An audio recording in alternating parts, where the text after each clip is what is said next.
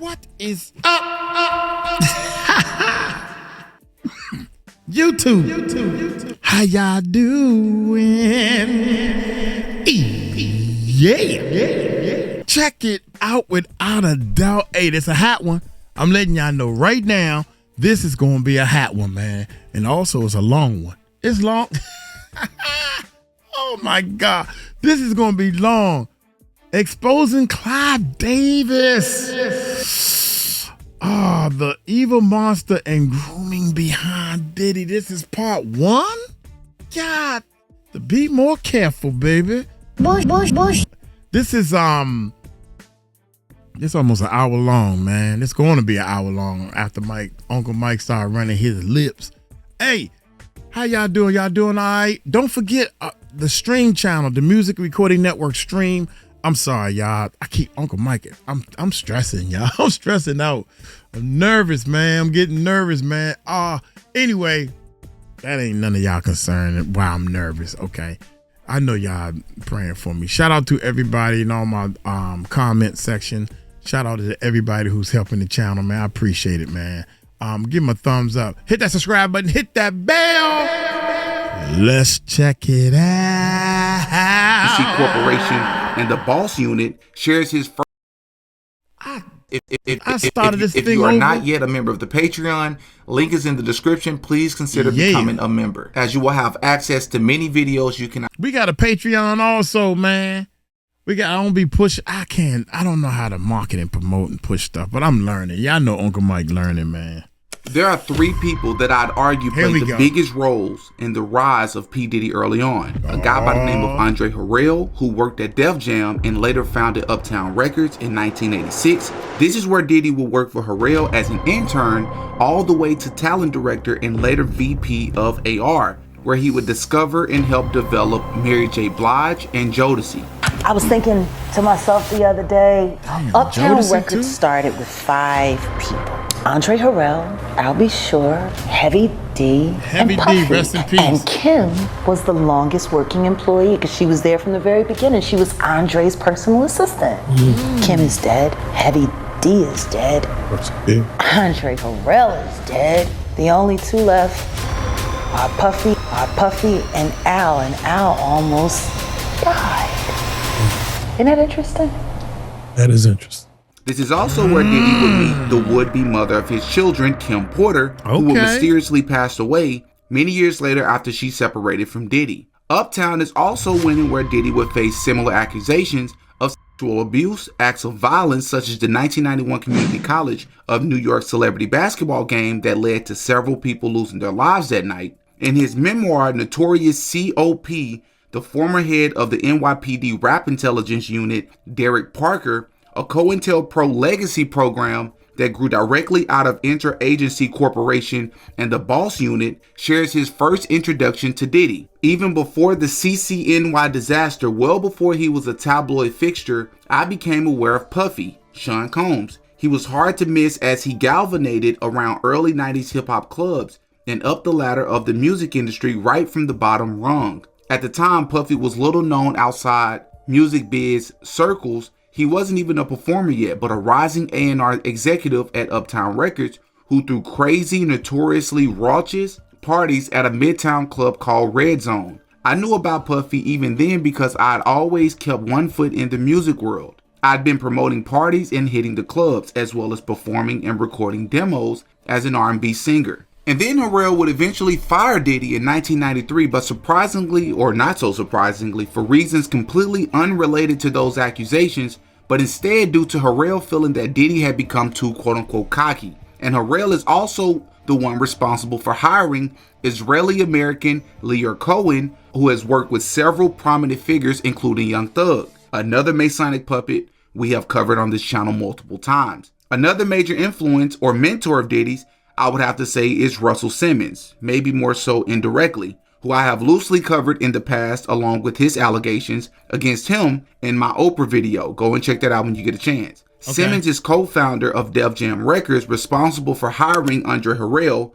who by the way was loosely tied to organized crime at the previous news station he worked at prior to joining Def Jam. And within 2 years at Def Jam, Andre Harrell moved up the ranks extremely and unusually fast to become VP and GM, very similar to the quick and suspicious rise of P. Diddy and the music industry as well. But part of the reason Def Jam was so successful at the time was due in part to his 1984 distribution deal with CBS and its subsidiary Columbia Records, run by their Jewish owner Walter Yetnikoff, who will come up later in this video for an extremely interesting and important reason that you don't want to miss. But this Walter guy worked with all the music icons such as Michael Jackson, Paul McCartney, James Taylor, and the list goes on. But he was also a close friend of another guy by the name of Clive Davis. Clive Davis, I would argue, is the third and most influential groomer and mentor of not only Sean Diddy Combs' career, but also his behind-the-scenes inappropriate behaviors,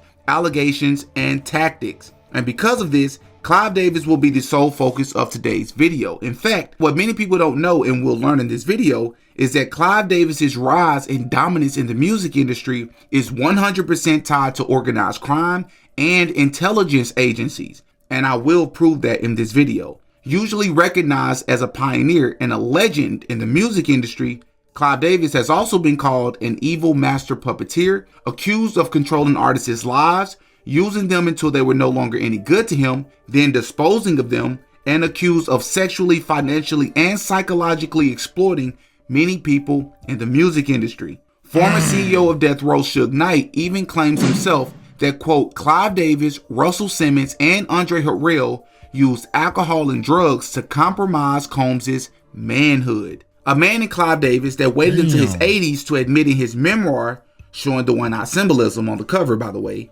that the wildly popular decades-old rumor was true, that he was bisexual. What other rumor did Clive Davis hold back from sharing as true? This video will cover the music industry, Clive Davis, and the individuals that directly inspired Sean Diddy Combs, their connection to criminal enterprises, drugs, the occult, Freemasonry, rituals, blackmail, lies, and even abuse. Welcome back to another episode of Diddy Got a Podcast, and of course, I'm your host, Diddy. This will easily be the most in-depth, controversial, and detailed video covering Clive Davis, his career, his influence on Diddy, and even the people that influenced Clive Davis that will better help us understand why Diddy is and was the way that he's been throughout his career. Trust me, I've done the research. I've looked all over the internet. You won't find a video more detailed than this one. Dang, cousin. I do remember. Uncle Mike remember doing one of his videos, man. I'm just letting y'all know, man. This guy is great. I can't believe Diddy locked in a cell, tunnels under his house, and he can't make bail. Neighbors scared still. Oh, my bad. Okay, let's get to the video. Here we go. Yeah, I'm trying to tell y'all, man. It's something about that, you know, and it's okay to be gay, and I want y'all to clearly understand that we're not jumping on if you're gay. I got gay friends. I got gay people to watch the channel. That's your preference. You married to another man, or you married to another woman, a woman. You understand my point. The point is the trickery. That's what I don't like. I'm so, Lord, thank you, Jesus. Thank you so much, man. Thank you, man, upstairs, that I did not make it to any of those big meetings. Yeah, we want to sit down and have a meeting with you. They probably heard it in my voice because I was so street back then. Ray J people, yeah, we like your music, man. Come have a meeting with us. I solicit music to these people, man. And they was sitting there like, yeah, man, so what's up, cuz? Am I down or what? Because, you know, they probably heard guns clicking. I'm lying, y'all. I'm lying like a champ. Here we go, y'all. So all I ask for you to show me that you really appreciate the weeks that it took to conduct the research for this video and to put this video together is to just hit the like button and to hop in the comment section and to give me your thoughts at the end of the video. I would really appreciate it. I always enjoy interacting with you all. And I also want to give a huge shout out to one of the greatest researchers, in my opinion, easily over the past couple of decades, Miss Whitney Webb. More particularly, her incredibly impressive article called One Label Under Blackmail, where she links Clive Davis to P. Diddy, to Jeffrey Epstein, to many politicians, and to many other crime families. It's an incredible article. I'll try to remember to include that in the description. Now, without further ado, let's get into the video. One label. Oh, yeah. One record label. under blackmail.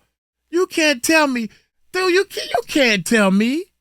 My next guest has nurtured such superstars as Here we go, Barry man. Manilow, Melissa Manchester, Chicago, Simon and Garfunkel, Janis Joplin, and the list is endless.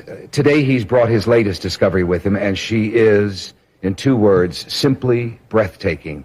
I want you to meet this giant of a man, this giant of a man, this giant of a man, probably the most knowledgeable man the record business has ever known, probably the most knowledgeable man the record business has ever known. Damn. President of Arista, Clive Davis. Clive Davis.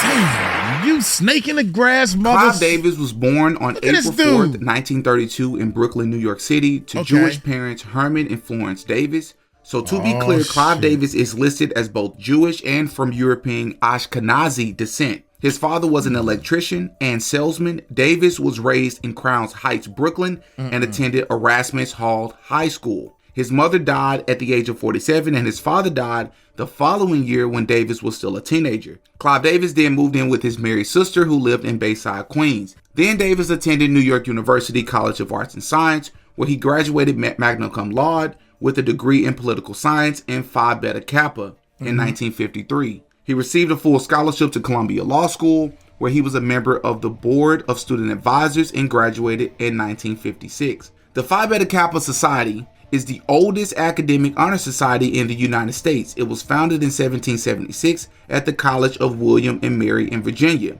The Phi Beta Kappa Society had its first meeting on December 5th, 1776 at the College of William and Mary in Williamsburg, Virginia by 5 students with John Heath as its first president. The society established the precedent for naming American college societies after the initial letters of a secret Greek motto. The group consisted of students who frequented the Rayleigh Tavern as a common meeting area off the college campus. Okay. A persistent story maintains that a Masonic lodge also met at this tavern, but the Freemasons gathered at a different building in Williamsburg. Some of the original members of Phi Beta Kappa did become Freemasons, but later in life. Whether the students organized to meet more freely and discuss non-academic topics or to discuss politics in a revolutionary society is unknown. The earliest records indicate only that the students met to debate and engage in oratory and on topics that would have been not far removed from the curriculum. Someone by the name of Alicia Parmalee,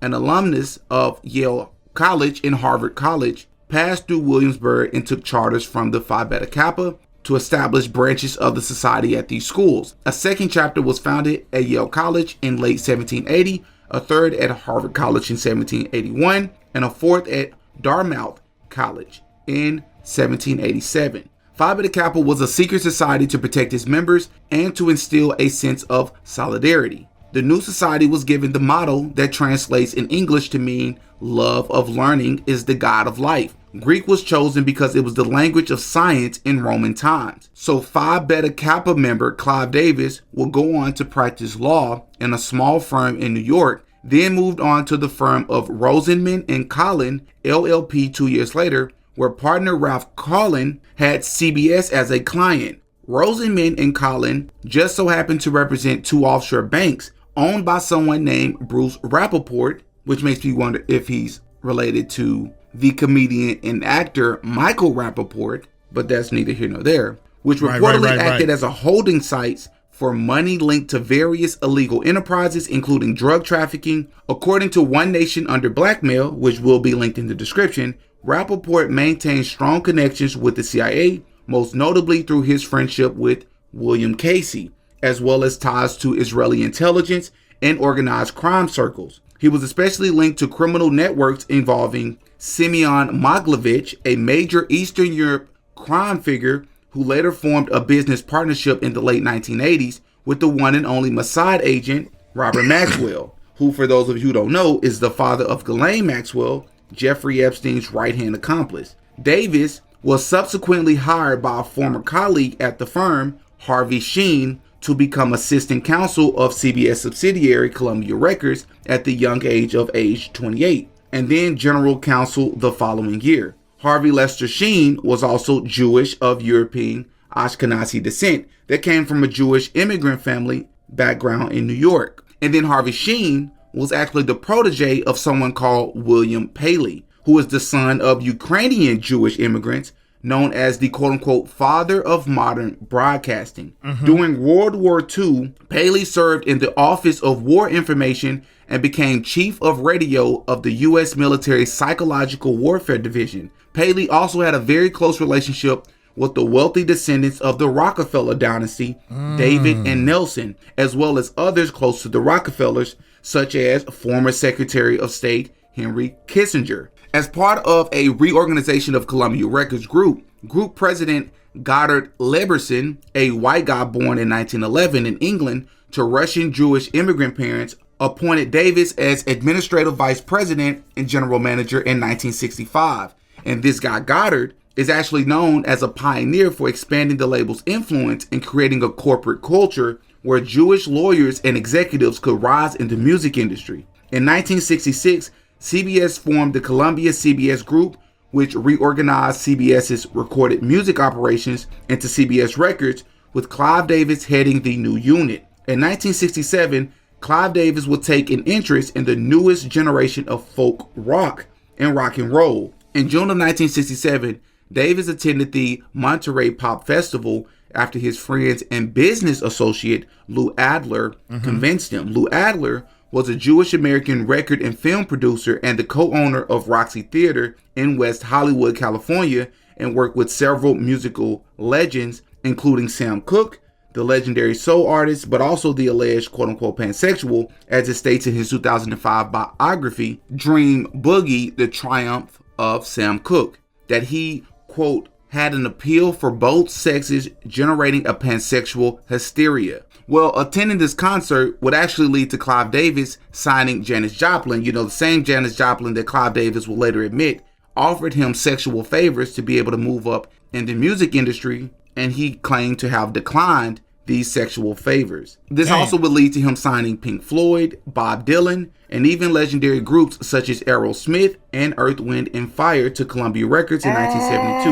You know, the same Bob Dylan that is on record infamously alluding in an interview to the fact that he sold his soul a long time ago and has to keep up his end of the bargain. Why do you still do it? Why are you still out here? Well, it goes back to the destiny thing.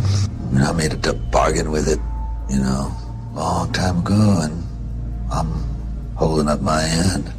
What was your bargain? To get where I am now. Should I ask who you made the bargain with? with the chief commander. On this earth? And this earth, and then in a world we can't see. Earth, Wind & Fire, for those of you who don't know, was no different from Bob Dylan or any of these other greats that we have discussed on this channel. They were heavily into the occult and astrology as well. In fact, astrology is what led to the name of their group, Earth, Wind & Fire. Heavily inspired by not only Clive Davis, but another guy named Maurice White, who was the founder of the group. He was really big into universal love, enlightenment, and the quote-unquote love is love concept. So now you're going to tell me that Earth, Wind & Fire was... Oh, my... Bullshit.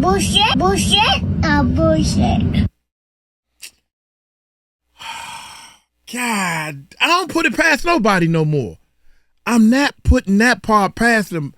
And it don't make me no difference. They probably was all sleeping in the same room on tours. Wow. Look at these outfits, bruh. I don't know. Let's continue. My bad. But that's another my guy bad, named man. Maurice White, who was the founder of the group. He was really big into universal love, enlightenment, and the quote-unquote love is love concept. Maurice was also heavily infatuated with pyramids, the Sphinx, which we have discussed several times concerning the Boule, and infatuated with ancient Kemet, or ancient Egyptian mythology. And he was open about it in interviews. The Bible, which is often used as a distraction and confusion in Freemasonry and fraternities, much like what we heard from ex-sorority member Melissa Blair. This is done to make it appear as if their belief system is rooted in the God of the Bible, when the truth is many Freemasons are taught to study all religions so that they can be well equipped and well informed to be able to better disarm many believers. Yeah, but I digress. to manipulate These people were also heavily influenced by Aleister Crowley as well, as he was already extremely influential in the music industry by the 1960s and 70s. For example, the Beatles included Crowley's face on the Sgt. Pepper Lonely Hearts Club Band album cover in 1967. David Bowie referenced Crowley in Quicksand in 1971, stating, "I'm closer to the golden dawn, immersed in Crowley's uniform of imagery." Black Sabbath, Iron Maiden, and Ozzy Osbourne also later invoked Crowley's name and imagery directly. Because remember, Crowley's self-made religion, Thelema, was explicitly based on what he described in his Book of the Law as a revelation in 1904 from an Egyptian deity named Awis, Aiwass. We also spoke about Crowley's heavy influence on the younger generation, such as XXXTentacion as an example. But it was in 1973 when the first quote-unquote big scandal would make major headlines as CBS fired Clive Davis amid allegations of misuse of funds and providing drugs to artists and disc jockeys as part of an alleged Payola scandal. We'll come back to that. But this one in particular was called the Dragola scandal, right? That accused Clive Davis and Columbia of using cocaine and trafficking cocaine in what was considered the biggest scandal of the decade. And what's also interesting is when you usually hear about drug trafficking, you always hear about a Colombian drug lord. So you see how that works? It's almost like they play on the name Columbia. And if you take a step back and just look at Clive Davis's career, he went to Columbia Law School. He worked for Columbia Records, CBS Records, and the subsidiary, including Columbia Pictures, which we're going to be speaking about here in just a little bit. It's also interesting because when you look at the Columbia Pictures image that's always shown, which is this woman holding up this light, it is very reminiscent of the Statue of Liberty, which is another rabbit hole that we could very easily go down. Well, that's very similar to the start of Columbia Records, because the founder claims that part of the reason he picked the logo for Columbia Records or Columbia Pictures, which is, in my opinion, the all-seeing eye, was because they had a quote-unquote vision for this new world of music. But I digress. It says here, CBS, in connection with the Project Sound probe, uncovered that Davis had left a quote-unquote trail of phony invoices totaling at least $94,000 over 6 years that were meant to cover up Davis's use of funds for personal parties and renovations to his properties. Davis was ultimately fired by CBS as a result. After Davis was fired from CBS Records in 1973 for allegedly using company funds to pay for his son's bar mitzvah, Columbia Pictures then hired him to be a consultant for the company's Bell Records label. Shortly after, Davis took over, changed the name, and then founded Arista Records in 1974, which ironically enough, or maybe not so ironically enough, the logo for Arista Records seems to highly resemble the symbol used by pedophiles or boy lovers to identify one another, which is interesting enough because when you think about the name of P. Diddy's record label, Bad Boy Records, then it starts to make more and more sense, but we're getting ahead of ourselves. Man, this is some spooky stuff, y'all. Did you see the logos? That's crazy. I ain't even think about that. Yep, see the little circle that go around, but it's almost close. Yeah, that's enough because when you think about the name of P. Diddy's record label, Bad Boy Records, then it starts to make more and more sense, but we're getting ahead of ourselves. Bad Boy Entertainment. I named it Bad Boy because I wanted to go against the grain. Anytime you go against the grain, they consider you like kind of bad. Nothing negative, nothing like hardcore. Just, I didn't want to be regular. What many people don't know is that label was actually co-founded alongside Clive by a Jewish man named Alan Hirschfeld, who had recently become CEO of Columbia Pictures in 1973. And Alan was mostly able to achieve this goal, as in becoming CEO of Columbia Pictures, due to his connection to Jewish co-founders of Allen and Company, Charles and Herbert Allen, who were close friends with Allen's father, Norman. Crime will run rampant in this video, as you will see, but crime also was no stranger to the Allen family, as it states here. Charles and Herbert Allen and their firm, Allen and Company, have documented ties to intelligence-linked figures in scandals as well as organized crime. As noted in One Nation Under Blackmail, the Allen brothers had significant organized crime connections, particularly via companies based in the Bahamas that were run and developed by close associates of Jewish mobster and co-founder of the National Crime Syndicate, Meyer Lansky. In addition, Allen & Co. was a client of the CIA-linked David Baird Foundation, and Charles and Allen and David Baird had several dealings with an associate of mob boss Mo Delitz and Alexander Guterma, who was a key part of the United Dye scandal that had also ensnared figures like Khan. The company was named after New York City's secondary school honor society of that same name, of which Davis was a member. The name Arista is derived from the Greek god Aristeus, who was the son of the god Apollo, which is the same Greek god that the Kappa Alpha Psi fraternity worships and vows secrecy and reverence to. After Clive officially launched Arista, he would sign several artists such as Aretha Franklin. Clive Davis would also sign several others at the record label, such as the Outlaws, Alicia Keys, The Grateful Dead, TLC, and the list goes on. Well, Clive Davis would eventually become the focus of another major investigation as well, which will later become known as Project Sound, as we mentioned earlier.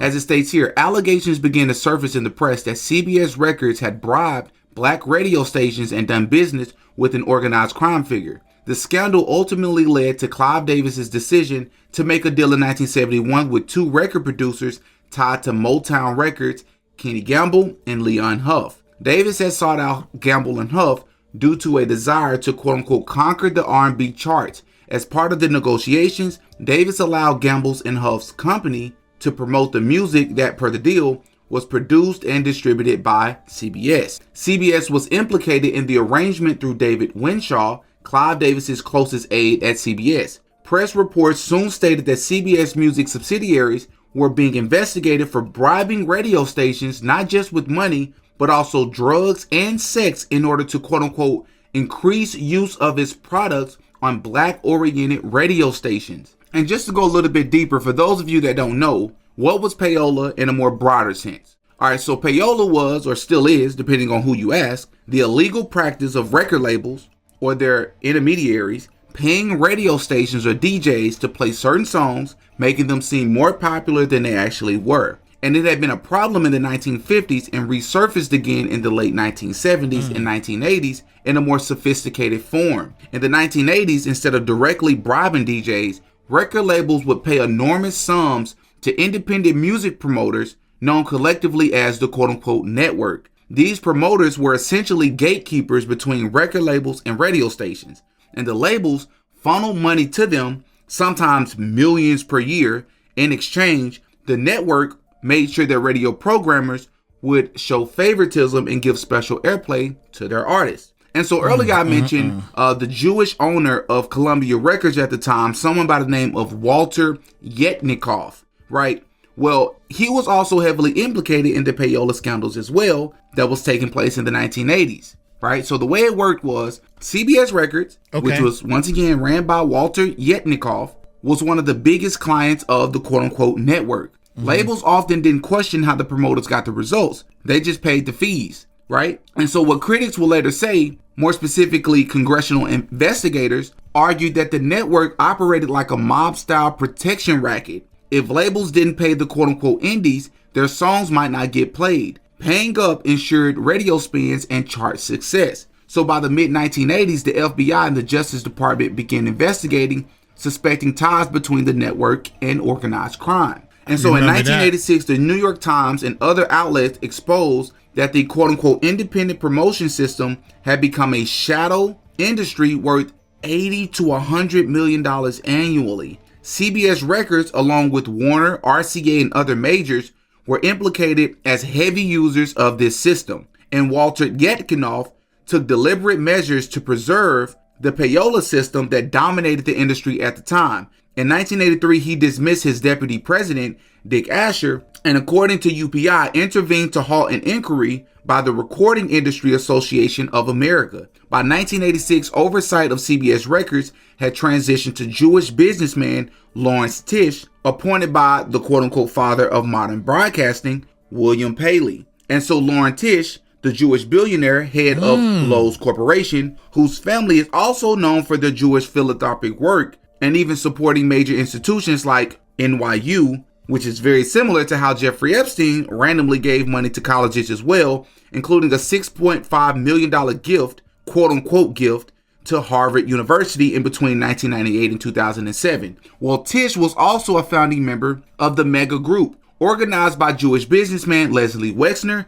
and Charles Bronfman. And if the name Leslie Wexner sounds familiar, it's because Leslie Wexner is the guy who had an extremely close and unusual relationship with the infamous predator, Jewish quote-unquote financier, Jeffrey Epstein, a relationship that no one really knows how to fully explain. What we do know is that they met in the mid-80s. Epstein was retained by Wexner as his personal financial manager. He had quote-unquote wide latitude over Wexner's finances, including power of attorney, acquired some of Wexner's properties, managed many of Wexner's affairs, and Wexner even gave Epstein responsibility for certain trust foundation rules, such as serving as trustee of the Wexner Foundation Board. And in addition, Clive Davis's associate, Walter Yetkinov, also titled his memoir, Howling at the Moon. This is because he was infamous for hard partying, heavy drinking, and cocaine use during his time running CBS. The point of me mentioning people's sexuality and mentioning people's habits, even at the very top, such as CEOs and executives,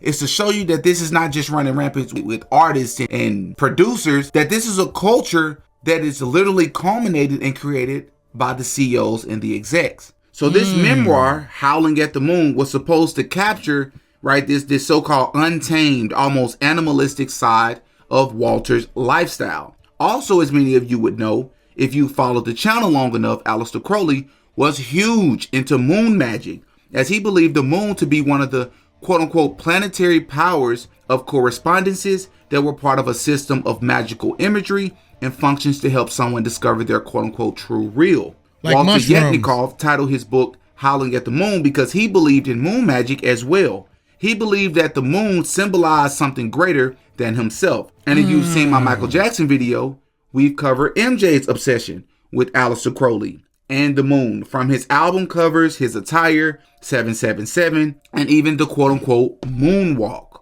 The moonwalk had a double meaning. And to help drive this point home, if you're not fully convinced yet, think about it this way. Michael Jackson's sixth album, not his first, not his second, but his sixth album was Thriller. And what was Thriller about, right? The entire concept of the album, but especially the single from the album, Thriller. It was about zombies and werewolves affected by the moon, right? And also when you think about it like this, Pink Floyd, all of these artists were under Columbia Records at the time, or at some point in time. Take a listen to this. Pink Floyd, Dark Side of the Moon. Michael Jackson has a song called Scared of the Moon. Ozzy Osbourne, Bark at the Moon. Paul Simon, Song About the Moon. Van Morrison, Moon Dance. Grateful Dead, Mountains of the Moon. Creedence Clearwater Revival, Bad Moon Rising. Neil Young, Harvest Moon. David Bowie, Moonage Daydream. Iron Maiden, Moon Child. The Rolling Stones, Child of the Moon. They had a really big infatuation with the moon, and especially when you consider the fact that during the Roman Empire, Luna is the moon goddess, and we've spoken about this many times before on the channel, right? So Sol and Luna can represent the extent of Roman rule over the world. And speaking, hold up, man, wait a minute. So you mean to tell me I need to make a song about the moon in order to to get all these riches? The moonwalk. First of all, it wasn't called the moonwalk, and Michael Jackson didn't event. Is it event? Event it. He didn't make it up. He didn't make it up. And he was a little kid when he first seen it, and it was back in the old days, almost like a black and white type thing. Yeah. God dang it. To the moon, love you to the moon and back again.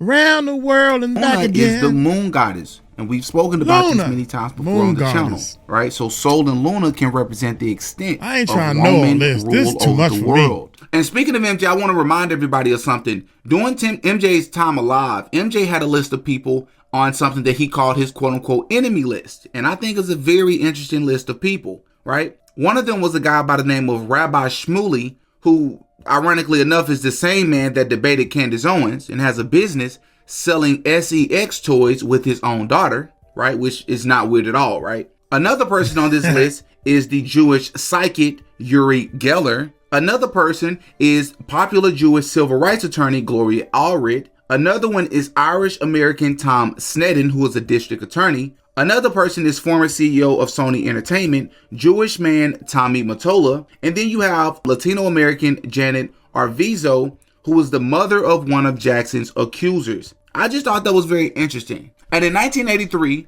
while in a small New York club called Sweetwater's, Clive Davis would hear a backup artist singing with her mother that would blow him away. He was instantly inspired to sign her. This person turned out to go by the name of Whitney Houston. This would then lead to him signing her, shaping her image, and connecting her with top producers in the industry. Then he introduced Whitney to the mainstream world by bringing her to the Merv Griffin national television show on June 23, 1983, as she sang beautifully over a white and black checkerboard flooring in between two twin pillars. Just 2 years later, in 1985, her debut album would drop, self-entitled Whitney Houston, and she would follow up with an album titled Whitney in 1987, which made her a global superstar.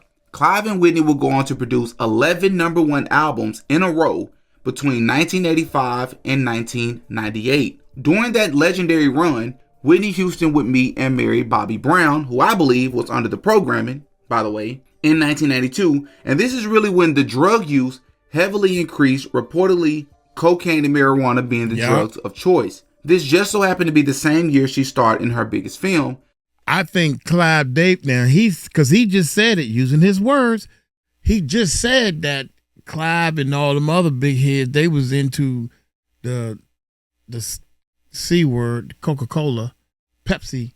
I'm gonna call it Pepsi's arch rival, something like that. Anyway, she was into that stuff. She was probably taking a little bit to stay, because they gotta stay in the music. They gotta stay in the studio for long periods of time. Yeah, I don't know how much work goes into this music, especially when you got somebody telling you to do it this way and do it that way. Shut up.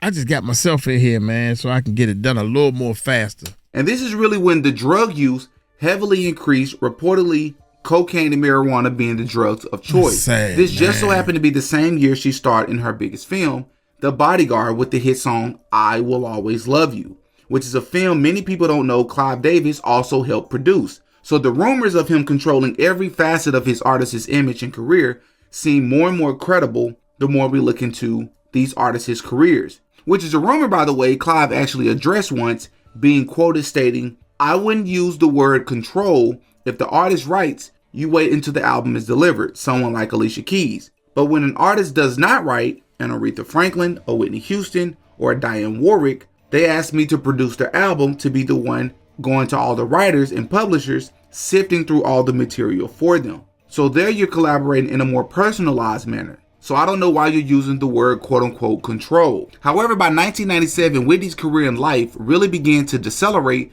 at a rapid pace. She began missing quite a few shows, canceling tours, and her behavior became more and more erratic. By 2003, her problems became public as she began missing interviews and having erratic moments on camera. That's when it was taken over. That's when somebody should have said, "God daggone it." And they got a Whitney Houston documentary out, video and stuff, man. And that's some sad. That is sad, man. That, I mean, look at Diddy. You got Whitney, Diddy, and all kinds of other people that this went berserk, man. Look at it. Look at this picture. Was somebody coming? Look at this. Look at this lady. She almost looked like she's supposed to be on the corner trying to look cute. You know how like somebody that's a bum and they got this thing around them and they trying to look cute, too much makeup. That's what she looked like, man. She don't even look like a super duper star. Tours, and her behavior became more and more This is scary, erratic. y'all. By 2003, her problems became public as she began missing interviews and having erratic moments on camera. Glasses Reports on all the claimed time. that Clive Davis was offering to help Whitney, trying to get her to go to rehab, pay for treatments, and encourage her. But many people argue that he only did this because he needed to use and exploit her to make more money. Things would only get worse by 2008 when Whitney Houston was signed to Clive Davis once again at J Records to produce her album I Look to You, which also went #1. But she was very heavily using drugs and even openly spoke about it in an Oprah interview. Your marijuana, you lace it, you roll it up, and you smoke it, and your weed. It's just another form. It's like almost like heroin, cocaine, speedballing, but you level it off with the marijuana. Okay. So your drug of choice was weed combined with cocaine. Rock cocaine. With rock cocaine. Yes. That's crack, girl. What is you talking about? See, I can't see. This why I couldn't be in the music industry. I can't see nothing with these goddamn glasses on. And they walking around these glasses on so that you can't see how high they are in their eyes. Yeah, that's why they got them shades on 24/7. They ain't slick. And she over here talking about some, why would you say this? Oh my God. That's when you don't care. You just don't care. You probably was high when you was talking to Oprah. Heavily using drugs and even openly spoke about it in an Oprah interview. Your marijuana, you lace it, you roll it up, and you smoke it, and your weed. It's just another form. It's like almost like heroin, cocaine, speedballing, but you level it off with the marijuana. Okay. So your drug of choice was weed combined with cocaine. Rock cocaine. With rock cocaine. Yes. And despite Oh my God, I can't. I never even knew this. Oh man. I didn't even know. I didn't know I never seen that. Never seen that, man. You mean to tell me you are on TV or something with Oprah? And you talking about some illegal stuff you doing? God dang. Bullshit. Rest in peace. Rest in peace. I wish to God somebody like your mama or your daddy. Look here, sugar. It stops here. All this. Somebody got to be able to put that finger on that button and say, stop. All of it. Cut the crap. All of it. All of it got to go. Me and you gonna sit here and have a talk with a specialist. But you don't have that person, Puffy. You don't have that person, Whitney. Your husband is over there helping you do the stuff, but he watching what he doing. He ain't doing too much. Come on, man. I know what time it is. Cocaine, speedballing, but you level it off. I seen junkies, baby. So your drug of choice was weed combined with cocaine. Rock cocaine. With rock cocaine. Yes. And despite Clive Davis knowing this, he still sent her on an international tour where she would perform some of her worst and most embarrassing performances, one of which in front of the president of Kazakhstan. Former music industry singer Jaguar Wright even shares the details as well. He was the one trying to bring her back, though, at the time of prior to her death, right? He needed her back. Oh, yeah. He needed her back. But he needed her back and under his control. You want to know what Clive Davis did for Whitney Houston while he was busy trying to bring her back? See, people forget, before she came to the United States, he sent her on an international tour. And she went out on tour and she was still getting high at the time. You know, let's see. What happens if I put in Whitney Houston, Kazakhstan? That's where she went? She was out in Kazakhstan? Oh, man. This was not long before she passed away. I think I know. She only did 4 songs. Yeah, I think I know. I remember The Voice. Yeah, I remember you with The Voice. I know you're about to go with this. I think I remember this. Not just The Voice. Just everything. The whole show. Oh my Straight God. Yeah, I see that. It's definitely it'll make you cry if you really love music and if you really love Whitney Houston. It is even said that Clive Davis and Whitney Houston had a nasty fight just 2 days prior to her untimely demise. But let's talk about her untimely demise. Because on that day, February 11, 2012, or another way to think about that date is 02/12/2012, Whitney Houston would allegedly pass away due to drowning in extremely hot bath water, might I add, with heart disease and cocaine use deemed as contributing factors, according to the coroner office's autopsy report. Hi, how you doing? This is security from Beverly Hilton. Hi, what's going on there? I need the paramedics. Apparently, I got a 46-year-old female found in the bathrooms. That's all I've got right now, but they're requesting paramedics. Oh, okay. Female found in the bathroom. What room is she in? I'm not sure. She fell or she was in the bathroom with the water. 434? I'm sorry. That's room 434? Yes. Okay. And it's not east, west, or anything else? It's room 434? Yeah. Okay. And you don't know if she's conscious of breathing at all? Apparently she wasn't breathing, and she's 46-year-old. She was not breathing? Yes. Okay, but she is breathing now? I don't know.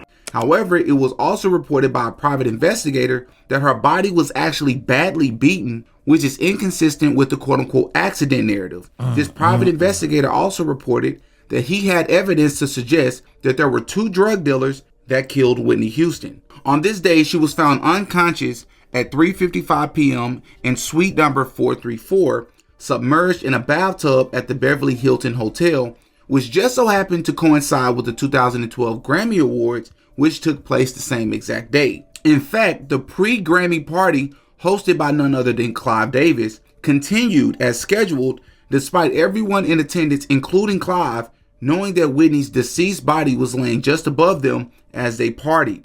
She was doing 2 numbers in a mother's act. So I went in, and the first song she sang, I knew.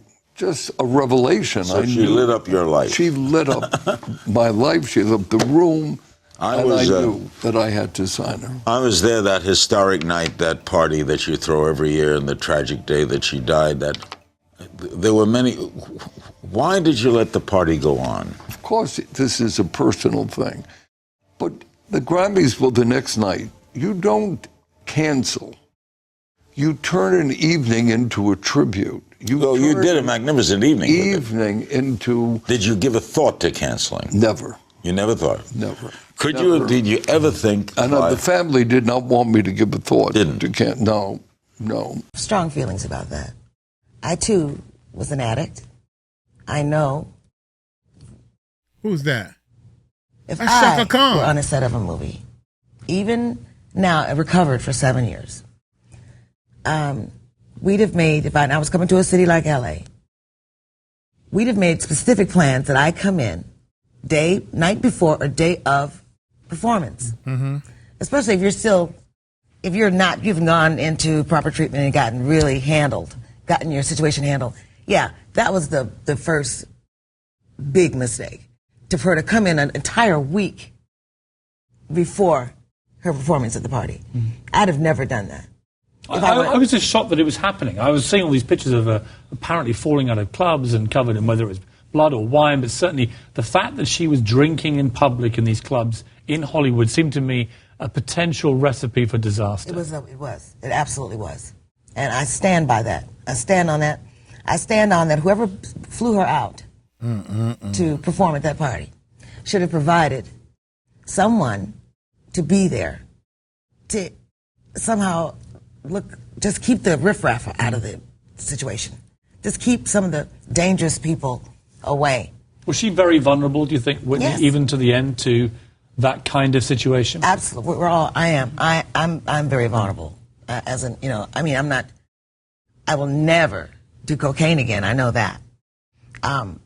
But we are highly sensitive people, entertainers. You were, I think, going to go to the Clive Davis party. Yes. It was a surreal event where Whitney's body was still in the hotel, and there was this sort of party where apparently half the room were in tears, the other half were kind of partying. What did you feel about that? I thought that was complete insanity. Yeah, me too.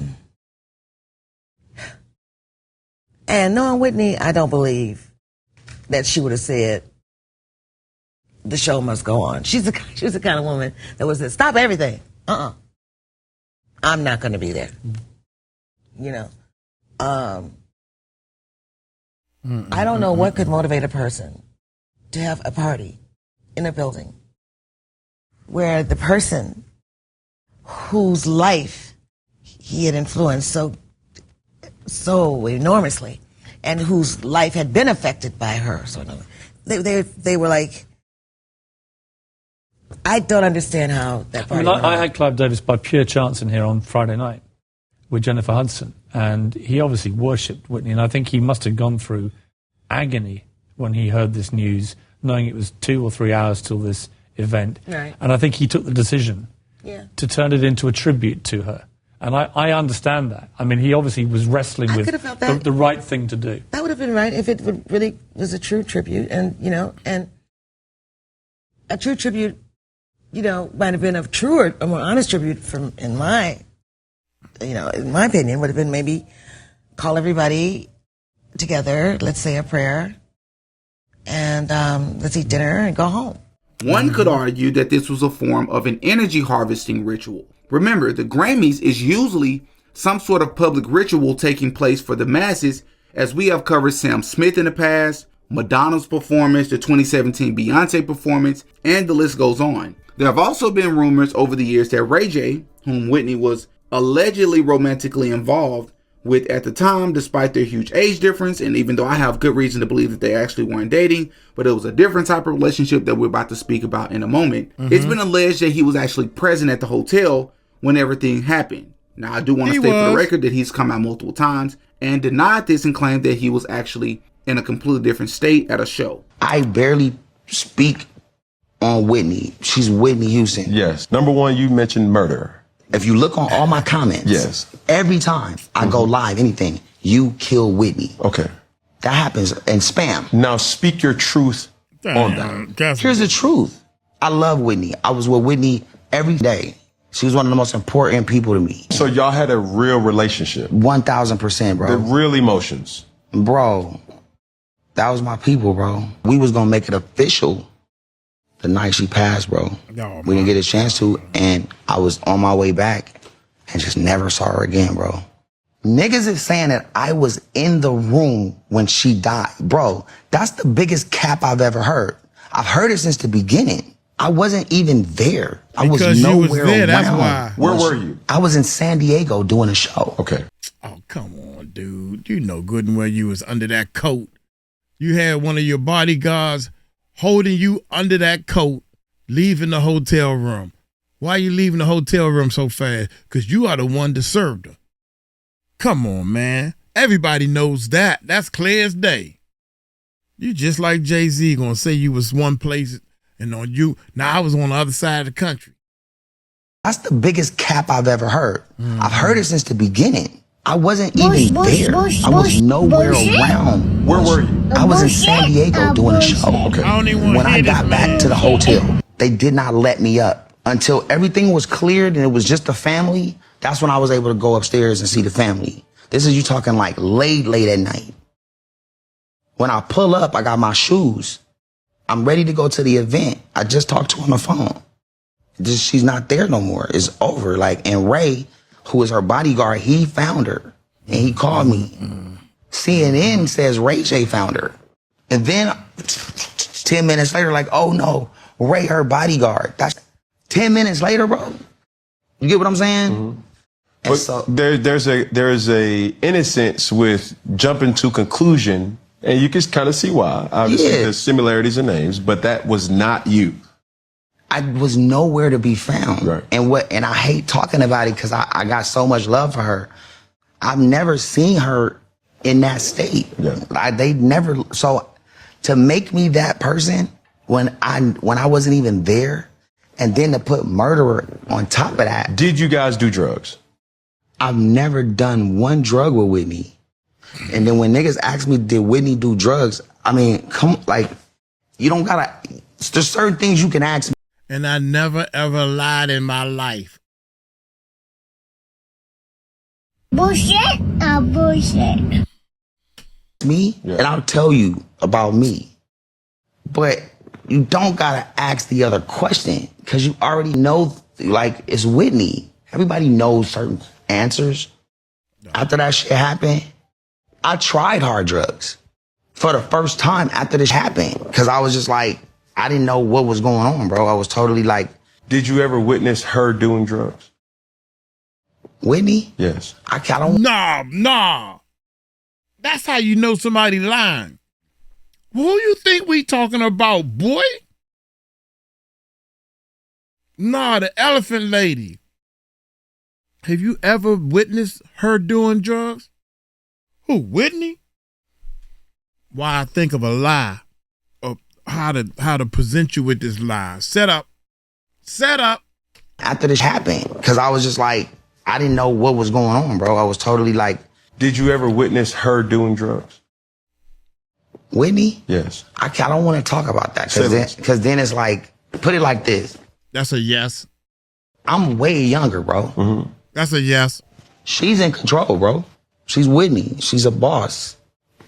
So yes, you've seen her do drugs. To make me the big dog, I'm not the big dog, bro. I'm the little nigga, bro. I'm the little homie. But of course, as always, after Whitney passed away, just like every other musician and artist, her music and popularity resurged and her numbers skyrocketed, which means once again, Clive Davis came out on the winning side of things. But that's not all. Many people have accused Clive Davis of actually being responsible for calling the drug dealers that showed up to Whitney's hotel that night to collect a 7-figure debt worth over $1.5 million that she owed due to her drug addiction. And many people also don't know that during the Diddy trial earlier this year, one of the drug dealers was allegedly named, and his name was Ray J. This prompted a couple of people attending the trial to speculate that the only logical conclusion would be that one of the drug dealers that is, was Ray J, the R&B singer, which caused a heated back and forth online between Ray J and the accusers.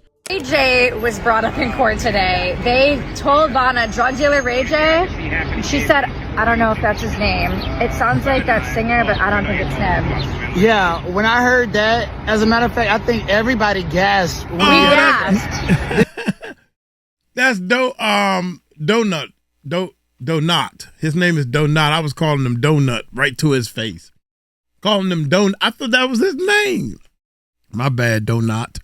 Donut. Shout out to Donut, man. I got videos of us talking together and everything. Let's pay attention, Uncle Mike.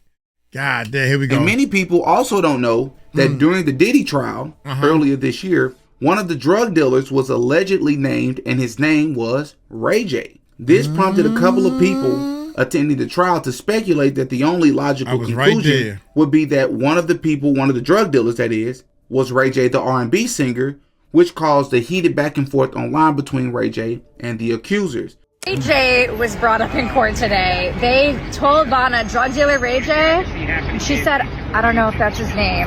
It sounds like that singer, but I don't think it's him. Yeah, when I heard that, as a matter of fact, I think everybody gasped when we gasped. That. Because we still want justice for Whitney Houston. Ray J was Whitney Houston's gay best friend selling her illegal substances, and it's alleged that he gave her a fatal cocktail because Clive Davis allegedly had an insurance policy on her, and obviously when these celebrities pass away, their music sell like crazy. And Whitney Houston was supposed to perform that night, and we know that her performance skills just went down the drain. So, Ray J, the feds are watching you. But why did they say the drug dealer today was Ray J? Do you think it's the same guy? She's trying to say it's not, but you thought it was. Absolutely, I believe it's Ray J, the singer. And if I had one wish, you need to come out the closet. That's what.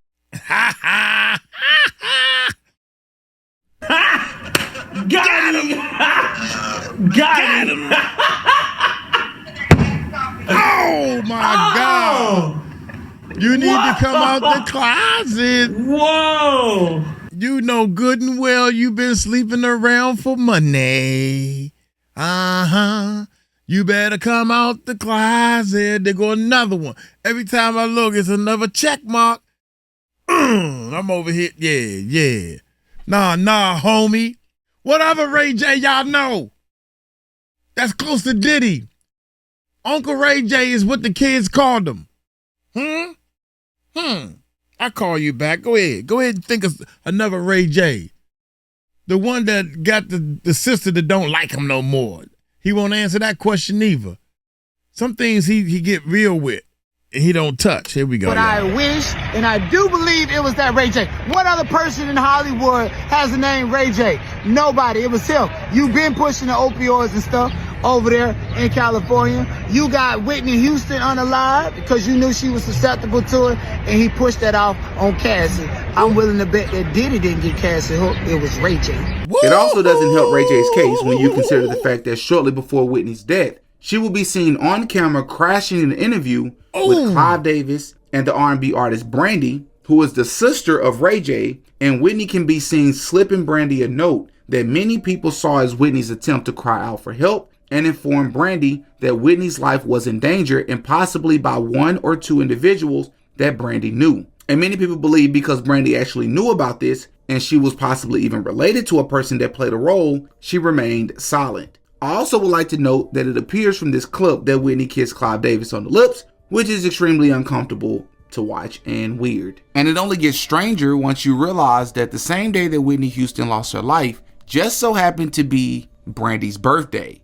which is even more interesting when you consider the fact, or at least the theories that a lot of people have thrown out there over the years, that they believe that Clive Davis was done with Whitney Houston since she didn't and wasn't able to sing the way that she used to. That's a fact. And wanted to replace her with Brandy. And it also doesn't help when you consider the... No, that wouldn't have worked. Trust me.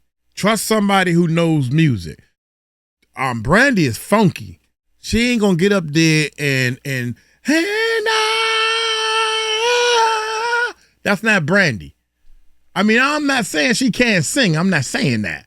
She funky when she sing. She got swagger like a Mary J. Blige or Faith Evans. I put all them in the same category.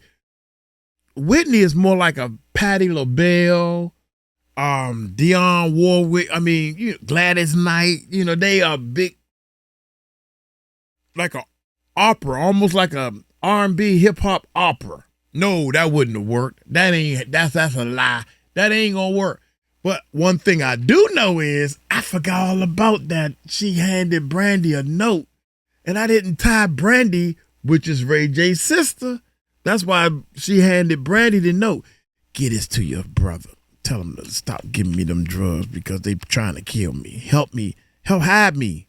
Something on that note that I'm almost sure that note was get this to your brother type of thing. That's what I think it was.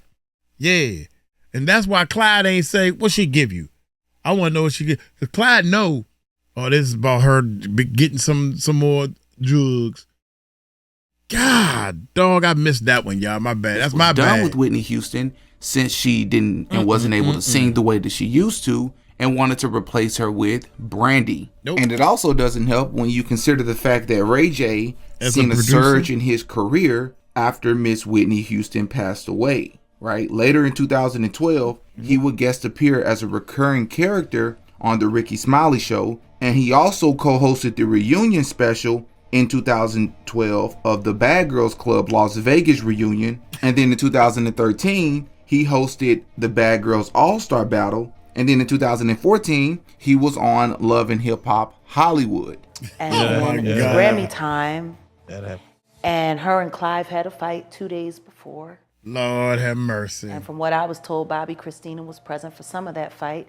And then the next thing you know, she's dead. Ray J was the last person to see her alive. He let the drug dealer in, but she was sober, right? But he let the drug dealer in that gave her the shot. Leola Brown, Bobby Brown's sister, has said on several occasions that she was beaten. They saw her body. She didn't just die in a tub, like she was beat up. And Brandy was the one that found her. But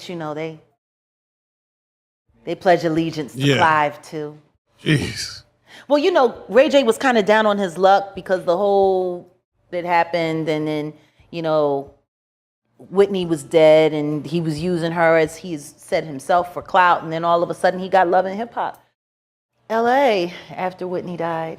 Despite this, Clive Davis has also been accused of having an attraction to many men in the industry, including those he signed. His rivalry with legendary artist Barry White, whom I believe is a Freemason as well, allegedly stemmed from Barry White refusing to sign to Clive Davis because Barry had heard about all the control and abuse allegedly taking place, so he decided to start his own record label. Clive Davis has also been accused of sabotaging and emotionally blackmailing Luther Vandross's career and health due to forcing him to keep his sexuality a secret because the music industry wasn't quote-unquote ready for an openly homosexual R&B singer. It is also noted in Clive Davis's memoir that we referenced earlier in the video that he had only 2 romantic relationships with a man, one in which is a doctor and the other that he refuses to name out of respect for him. However, he does note in the memoir that the person has attended award shows and many red carpet events along with him. This is actually interesting to a lot of folks because obviously this could apply to Diddy on multiple levels.